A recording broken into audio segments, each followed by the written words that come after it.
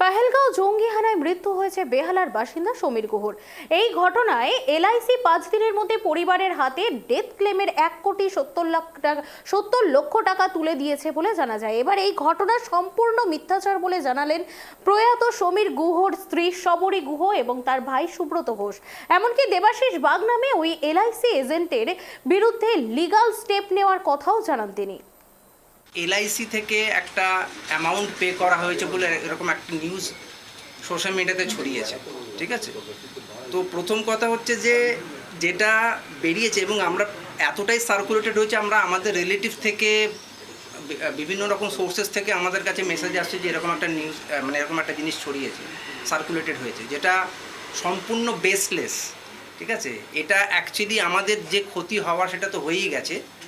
এরপরও যেটা হচ্ছে যে সেটা হচ্ছে যে আরও আমাদের একটা মেন্টাল হ্যারাসমেন্ট হচ্ছে।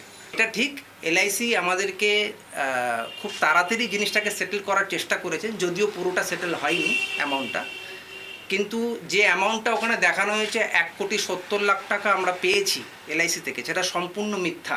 দেবাশিস বাগ বলে একজন এলআইসির উনি এসেছিলেন, আর উনি আমাদের সমস্ত ঘরের ছবি সব কিছু নিয়ে গেছে, সেটা আমাদের অজান্তে, আমরা জানিও না।